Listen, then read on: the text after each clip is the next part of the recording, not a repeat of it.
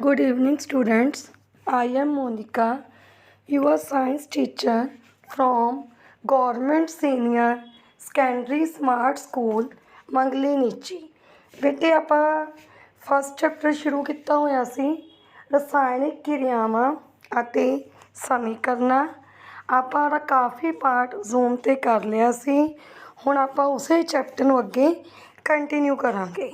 I think ਸਭ ਨੂੰ ਸਮਝ ਆ ਗਿਆ ਹੋਣਾ। Let start. ਆਪਾਂ ਅੱਗੇ ਹੁਣ ਇਹਦਾ ਅਗਲਾ ਪਾਰਟ ਸ਼ੁਰੂ ਕਰਦੇ ਹਾਂ। ਪਰ ਬੇਟੇ ਇਸ ਤੋਂ ਪਹਿਲਾਂ ਰਸਾਇਣਿਕ ਕਿਰਿਆਵਾਂ ਉਹਨਾਂ ਨੂੰ ਕਿਵੇਂ ਸੰਤੁਲਿਤ ਕਰਨਾ ਵਾ ਅਤੇ ਉਹਦੀਆਂ ਕਿਹੜੀਆਂ ਕਿਸਮਾਂ ਨੇ ਆਪਾਂ ਇਸ ਤੋਂ ਪਹਿਲਾਂ ਕਰ ਚੁੱਕੇ ਹਾਂ।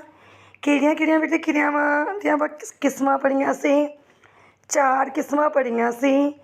ਸੰਯੋਜਨ ਕਿਰਿਆ, ਅਪਘਟਨ ਕਿਰਿਆ, ਵਿਸਥਾਪਨ ਕਿਰਿਆ ਅਤੇ ਦੋਹਰਾ ਵਿਸਥਾਪਨ ਕਿਰਿਆ। ਠੀਕ ਹੈ ਬੇਟੇ, ਇਹ ਆਪਾਂ ਪੜ੍ਹ ਚੁੱਕੇ ਹਾਂ।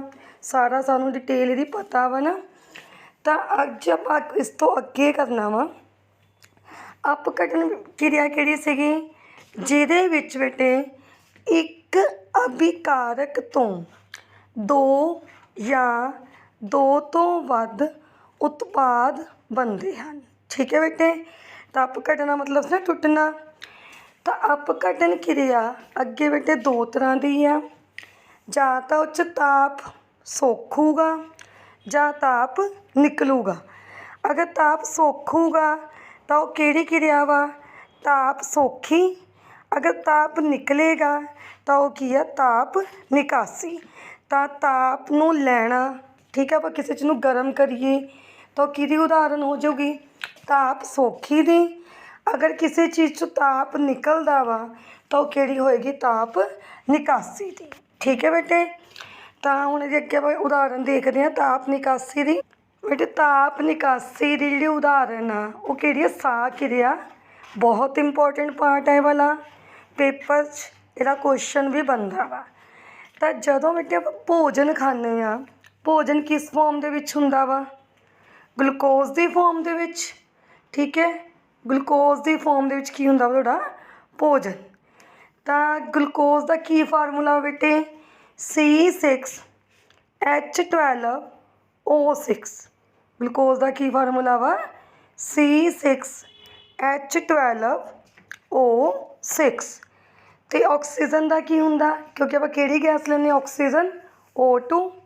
ਕੀ ਬਣਦਾ ਬੇਟੇ ਉੱਤੋਂ? CO2 ਪਲੱਸ ਤਾਪ। ਤਾਂ CO2 ਪਲੱਸ ਵਾਟਰ ਪਲੱਸ ਤਾਪ। ਤਾਂ CO2 ਵਾਯੂਮੰਡਲ 'ਚ ਚਲੀ ਜਾਏਗੀ। ਜਿਹੜਾ ਤਾਪ ਨਿਕਲੂਗਾ ਉਹ ਅਸੀਂ ਕਾਹਦੇ ਲਈ ਯੂਜ਼ ਕਰਦੇ ਹਾਂ ਬੱਚੇ?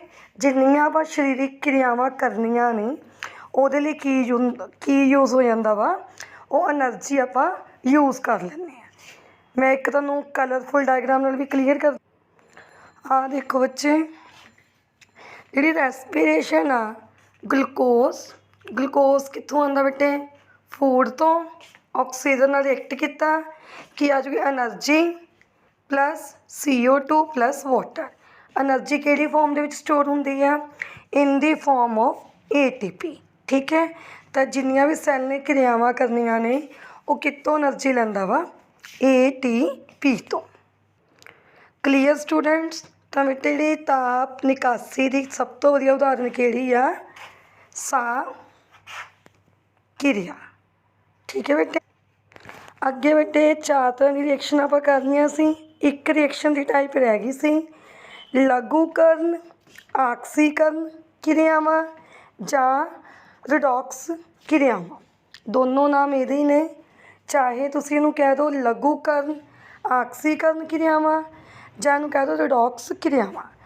ਤਾਂ ਰਿਡੌਕਸ ਕਿਰਿਆਵਾਂ ਦੇ ਵਿੱਚ 2 ਪਾਰਟ ਹੋ ਗਏ, ਇੱਕ ਲਘੂਕਰਨ, ਇੱਕ ਕੀ ਆ? ਆਕਸੀਕਰਨ। ਤਾਂ ਲਘੂਕਰਨ ਕੀ ਹੁੰਦਾ ਬੇਟੇ? ਜਦੋਂ ਕੋਈ ਵੀ ਚੀਜ਼ ਹਾਈਡਰੋਜਨ ਲਵੇ ਜਾਂ ਆਕਸੀਜਨ ਦੇਵੇ। ਠੀਕ ਹੈ, ਕਿ ਆਕਸੀਜਨ ਉਹ 'ਚੋਂ ਨਿਕਲ ਜਾਵੇ ਅਤੇ ਹਾਈਡਰੋਜਨ ਕੀ ਕਰੇ? ਉਹ ਪ੍ਰਾਪਤ ਕਰੇ।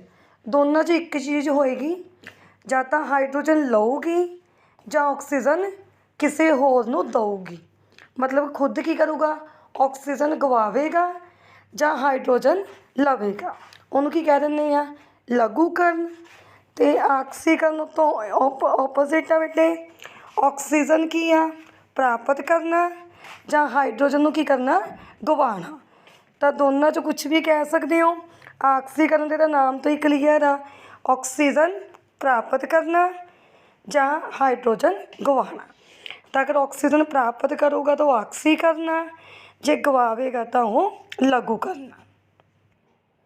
ਉਦਾਹਰਨ ਦੇਖੋ ਕੀ ਦਿੱਤੀ ਹੋਈ ਉਦਾਹਰਨ, Cu ਕਿਹਦਾ ਸਿੰਬਲ ਹੁੰਦਾ? Copper plus oxygen. ਆਕਸੀਜਨ ਨੂੰ ਆਪਾਂ O2 ਨਾਲ ਲਿਖਦੇ ਹਾਂ, ਕੀ ਬਣ ਗਿਆ? CuO। ਤਾਂ ਰਿਐਕਸ਼ਨ ਨੂੰ ਆਪਾਂ ਕੀ ਕਰਨਾ ਹੁੰਦਾ? ਬੈਲੈਂਸਡ, ਸੰਤੁਲਿਤ ਕਰਨਾ ਹੁੰਦਾ। ਉੱਧਰ ਆਕਸੀਜਨ ਕਿੰਨੇ ਨੇ? 2, ਤਾਂ ਇਹਦੇ ਨਾਲ ਵੀ ਕਿੰਨਾ ਲਗਾਤਾ? 2। ਕਾਪਰ ਵੀ ਕਿੰਨੇ ਹੋ ਗਏ? 2, ਤਾਂ ਉੱਧਰ ਕਾਪਰ ਨਾਲ ਵੀ ਕਿੰਨਾ ਲਗਾ ਦੋਗੇ? 2 ਬੱਚੇ।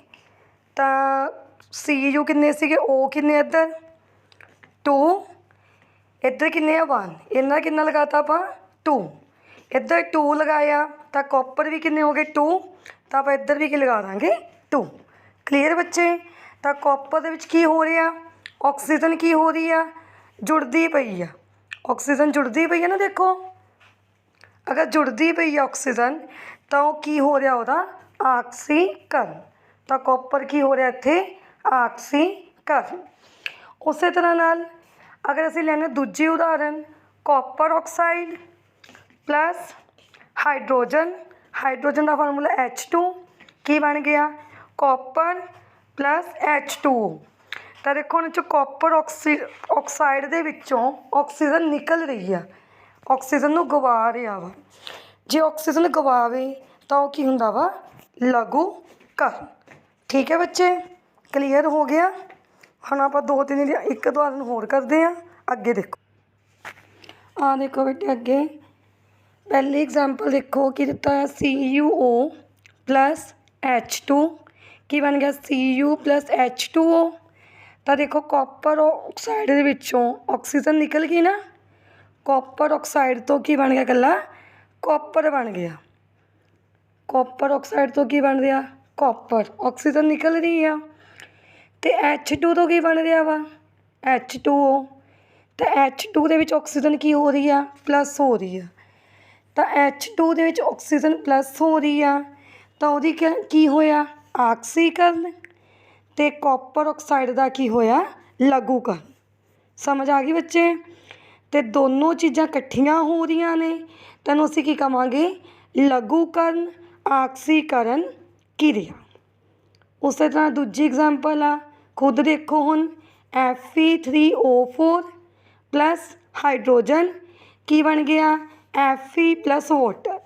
ਰਿਐਕਸ਼ਨਾਂ ਤੁਸੀਂ ਸੰਤੁਲਿਤ ਕਰ ਸਕਦੇ ਹੋ। ਤਾਂ ਦੇਖੋ ਹੁਣ Fe3O4 ਦੇ ਵਿੱਚੋਂ ਕੀ ਹੋ ਰਿਹਾ ਵਾ? ਆਕਸੀਜਨ ਨਿਕਲ ਗਈ ਤਾਂ ਉਹਦੀ ਕੀ ਹੋਈ ਆ? ਆਕਸੀਜਨ ਗਵਾ ਰਿਹਾ ਵਾ। ਗਵਾਉਣ ਦਾ ਮਤਲਬ ਕੀ ਹੋ ਰਿਹਾ? ਉਹਦਾ ਲਘੂਕਰਨ। ਅਤੇ H2 ਦਾ ਕੀ ਹੋ ਰਿਹਾ ਵਾ? ਆਕਸੀਜਨ ਪਲੱਸ ਹੋ ਗਈ ਨਾ, H2 ਤੋਂ ਕੀ ਬਣ ਗਿਆ? H2O। ਤਾਂ ਉਹਦਾ ਕੀ ਹੋ ਰਿਹਾ? ਆਕਸੀਕਰਨ। ਜਦੋਂ ਇਹ ਦੋਨੋਂ ਚੀਜ਼ਾਂ ਇਕੱਠੀਆਂ ਹੁੰਦੀਆਂ ਨੇ ਤਾਂ ਅਸੀਂ ਉਸ ਚੀਜ਼ ਨੂੰ ਕੀ ਕਹਿ ਦਿੰਦੇ ਹਾਂ? ਲਘੂਕਰਨ, ਆਕਸੀਕਰਨ ਕਿਰਿਆ। ਕਲੀਅਰ ਬੱਚੇ? ਮੈਂ ਬੇਟਾ ਸਾਰਾ ਇੱਕ ਫਲੋ ਚਾਰਟ ਟਾਈਪ ਬਣਾਇਆ ਹੋਇਆ। ਹੁਣ ਟੋਟਲ ਰਿਐਕਸ਼ਨਾਂ ਹੁਣ ਕਿਸਮਾਂ ਕਿੰਨੀਆਂ ਆ ਗਈਆਂ? 5 ਹੋ ਗਈਆਂ। ਸੰਯੋਜਨ ਕਿਰਿਆ, ਵਿਸਥਾਪਨ ਕਿਰਿਆ, ਉਹਦੀ ਮੈਂ ਨਾਲ ਨਾਲ ਡੈਫੀਨੇਸ਼ਨ ਲਿਖੀ ਆ ਅਤੇ ਇੱਕ ਉਦਾਹਰਨ। ਵਿਸਥਾਪਨ ਕਿਰਿਆ, ਦੋਹਰਾ ਵਿਸਥਾਪਨ, ਲਘੂਕਰਨ, ਆਕਸੀਕਰਨ ਕਿਰਿਆ ਜੋ ਆਪਾਂ ਅੱਜ ਕੀਤੀ ਆ, ਅਪਘਟਨ ਕਿਰਿਆ। ਅਪਘਟਨ ਕਿਰਿਆ ਅੱਗੇ ਕਿੰਨੇ ਤਰ੍ਹਾਂ ਦੀ ਸੀ? 2 ਤਰ੍ਹਾਂ ਦੀ, ਜਾਂ ਤਾਂ ਤਾਪ ਨਾਲ ਅਪਘਟਨ ਹੋਏਗਾ ਜਾਂ ਬਿਜਲੀ ਨਾਲ।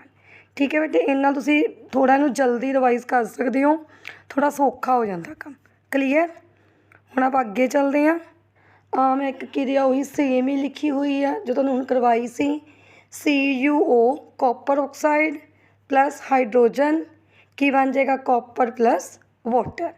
ਠੀਕ ਹੈ, ਤਾਂ ਕਾਪਰ ਆਕਸਾਈਡ ਦਾ ਕੀ ਹੋ ਰਿਹਾ ਇੱਥੇ? ਲਘੂਕਰਨ। ਅਤੇ ਹਾਈਡਰੋਜਨ ਦਾ ਕੀ ਹੋ ਰਿਹਾ? ਉਹਦੇ ਆਕਸੀਕਰਨ। ਤਾਂ ਰੋਜ਼ਾਨਾ ਜੀਵਨ ਵਿੱਚ ਇਹਨਾਂ ਦਾ ਕੀ ਪ੍ਰਭਾਵ ਆ? ਇੱਕ ਤਾਂ ਖੋਰਨ ਆ, ਇੱਕ ਦੁਰਗੰਧਤਾ। ਖੋਰਨ ਦਾ ਮਤਲਬ ਲੋਹੇ 'ਤੇ ਤੁਸੀਂ ਦੇਖਿਆ ਨਾ, ਭੂਰਾ ਪਦਾਰਥ ਜੰਮ ਜਾਂਦਾ ਬੇਟੇ, ਤਾਂ ਉਹਨੂੰ ਕੀ ਕਹਿ ਦਿੰਦੇ ਆ? ਖੋਰਨ। ਉੱਦਾਂ ਹੀ ਚਾਂਦੀ ਆ ਉਹ ਕੀ ਪੈ ਜਾਂਦੀ ਆ, ਕਾਲੀ ਪੈ ਜਾਂਦੀ ਆ। ਠੀਕ ਹੈ, ਕਾਪਰ ਆ ਉਹ ਕੀ ਹੋ ਜਾਂਦਾ, ਹਰਾ ਹੋ ਜਾਂਦਾ। ਮੈਂ ਫੋਟੋਆਂ 'ਚ ਤੁਹਾਨੂੰ ਦਿਖਾਉਂਦੀ, ਰੁਕੋ। ਦੇਖੋ ਜੇ ਆਪਾਂ ਲੋਹੇ ਨੂੰ ਪੇਂਟ ਨਾ ਕਰੀਏ ਤਾਂ ਇੱਦਾਂ ਦਾ ਬਰਾਊਨ ਕਲਰ ਦਾ ਹੋ ਜਾਂਦਾ। ਇਹਨੂੰ ਕੀ ਕਹਿੰਦੇ ਆ, ਲੋਹੇ ਨੂੰ ਜੰਗਾਲ ਲੱਗਣਾ। ਕਿਉਂ ਲੱਗਦਾ ਇਹ? ਕਿਉਂਕਿ ਲੋਹਾ ਕਿੰਨਾ ਰਿਐਕਟ ਕਰਦਾ ਵਾ, ਏਅਰ ਨਾਲ, ਪਾਣੀ ਨਾਲ, ਤਾਂ ਉਹਦਾ ਕੀ ਹੋ ਜਾਂਦਾ, ਆਕਸੀਕਰਨ। ਆਕਸੀਕਰਨ ਕਰਕੇ ਜਿਹੜਾ ਵਾ ਲੋਹਾ ਵਾ ਕੀ ਕਰਨਾ ਸ਼ੁਰੂ ਕਰ ਦਿੰਦਾ, ਖੁਰਨਾ ਸ਼ੁਰੂ ਕਰ ਦਿੰਦਾ ਵਿੱਚ। ਉੱਦਾਂ ਹੀ ਹੁਣ ਆਪਾਂ ਚਾਂਦੀ ਅਤੇ ਕਾਪਰ ਦਾ ਦੇਖਦੇ ਹਾਂ। ਕਾਪਰ ਖੋਦਣ ਕਰਕੇ ਹਰੇ ਰੰਗ ਦੀ ਹੋਣ ਲੱਗ ਜਾਂਦੀ ਆ, ਇੱਦਾਂ ਦੀ ਬਣ ਜਾਏਗੀ। ਠੀਕ ਹੈ, ਚਾਂਦੀ ਵਿੱਚ ਦੇਖੋ ਪਹਿਲਾਂ ਸ਼ਾਈਨਿੰਗ ਆ, ਬਾਅਦ 'ਚੋਂ ਕੀ ਹੋ ਗਈ, ਕਾਲੀ ਪੈਣੀ ਸ਼ੁਰੂ ਹੋ ਗਈ। ਠੀਕ ਹੈ, ਤੈਨੂੰ ਕੀ ਕਹਿੰਦੇ, ਧਾਤਾਂ ਦਾ ਖੁਰਨਾ। ਕਲੀਅਰ। ਜਦੋਂ ਭੋਜਨ ਨੂੰ ਆਪਾਂ ਬਾਹਰ ਰੱਖ ਦਿੰਦੇ ਹਾਂ ਜਾਂ ਤੇਲ ਜਾਂ ਚਰਬੀ ਵਾਲਾ ਖਾਣਾ ਵਾ, ਉਹ ਹਵਾ ਨਾਲ ਕੀ ਕਰੂਗਾ, ਕਿਰਿਆ ਕਰਕੇ ਉਹਦੀ ਕੀ ਹੋ ਜਾਂਦਾ, ਉਹਦਾ ਵੀ ਆਕਸੀਕਰਨ। ਆਕਸੀਕਰਨ ਕਰਕੇ ਉਹਦਾ ਸਵਾਦ ਅਤੇ ਗੰਧ ਕੀ ਹੋ ਜਾਂਦੇ, ਬਦਲ ਜਾਂਦੇ ਨੇ। ਠੀਕ ਹੈ, ਦੇਖੋ ਫੂਡ ਇੱਦਾਂ ਹੋ ਜਾਊਗਾ ਜਦੋਂ ਉਹਦਾ ਕੀ ਹੋ ਜਾਏਗਾ, ਆਕਸੀਕਰਨ। ਤਾਂ ਹੀ ਜਿਹੜਾ ਖਾਣਾ ਵਾ ਉਹਨੂੰ ਅਸੀਂ ਕਿੱਚ ਰੱਖਦੇ ਹਾਂ, ਹਵਾ ਰੋਧਕ ਡੱਬਿਆਂ ਦੇ ਵਿੱਚ। ਠੀਕ ਹੈ ਬੱਚੇ, ਉੱਦਾਂ ਹੀ ਜੇ ਤੁਸੀਂ ਤੇਲ ਘਿਓ ਰੱਖੋਗੇ ਰੰਗ ਚੇਂਜ ਹੋ ਜਾ। ਆਹ ਦੇਖੋ ਇਹ ਹੈਗਾ ਸਿੰਪਲ ਓਇਲ ਇੱਕ ਪਾਸੇ, ਅਤੇ ਦੂਜੇ ਪਾਸੇ ਕਿਹੜਾ ਵਾ, ਦੁਰਗੰਧ ਤੇਲ। ਤਾਂ ਦੇਖੋ ਉਹਦਾ ਰੰਗ ਵੀ ਚੇਂਜ ਹੋ ਗਿਆ ਨਾ। ਤਾਂ ਇਸ ਲਈ ਰੈਂਸੀਡਿਟੀ ਤੋਂ ਬਚਾਉਣ ਲਈ ਸਾਨੂੰ ਚੀਜ਼ਾਂ ਨੂੰ ਕਿੱਚ ਰੱਖਣਾ ਚਾਹੀਦਾ ਵਾ, ਹਵਾ ਰੋਧਕ ਡੱਬਿਆਂ ਦੇ ਵਿੱਚ। ਠੀਕ ਹੈ, ਇੰਪੋਰਟੈਂਟ ਆ, ਕੁਐਸਚਨ ਆਉਂਦਾ ਪੇਪਰ 'ਚ। ਤਾਂ ਭੋਜਨ ਨੂੰ ਬੰਦ ਹਵਾ ਰੋਧਕ ਡੱਬਿਆਂ ਵਿੱਚ ਰੱਖਿਆ ਜਾਂਦਾ ਹੈ ਤਾਂ ਜੋ ਉਹਨਾਂ ਦਾ ਆਕਸੀਕਰਨ ਨਾ ਹੋਵੇ। ਅਤੇ ਜਿਹੜੇ ਚਿਪਸ ਦੇ ਪੈਕਟ ਤੁਸੀਂ ਸਾਰੇ ਯੂਜ਼ ਕਰਦੇ ਹੀ ਆ ਆਪਾਂ, ਉਹਨਾਂ 'ਚ ਕਿਹੜੀ ਗੈਸ ਭਰੀ ਹੁੰਦੀ ਆ, ਨਾਈਟ੍ਰੋਜਨ ਗੈਸ। ਇਹ ਵੀ ਪੇਪਰ 'ਚ ਕੁਐਸਚਨ ਆਉਂਦਾ ਵੀ ਕਿਹੜੀ ਗੈਸ ਭਰਦੇ ਆ, ਨਾਈਟ੍ਰੋਜਨ ਕਿਉਂ ਭਰਦੇ ਆ, ਤਾਂ ਜੋ ਉਹਨਾਂ ਦਾ ਆਕਸੀਕਰਨ ਨਾ ਹੋਵੇ। ਤਾਂ ਬੱਚੇ ਇਹ ਚੈਪਟਰ ਖਤਮ ਹੋ ਗਿਆ। ਤੁਸੀਂ ਇਹ ਸਾਰੇ ਚੈਪਟਰ ਨੂੰ ਰੀਡ ਕਰਨਾ ਵਾ, ਅਤੇ ਅਗਰ ਕੋਈ ਡਾਊਟ ਹੈ ਤਾਂ ਤੁਸੀਂ ਮੈਨੂੰ ਪੁੱਛ ਲੈਣਾ। Okay bye.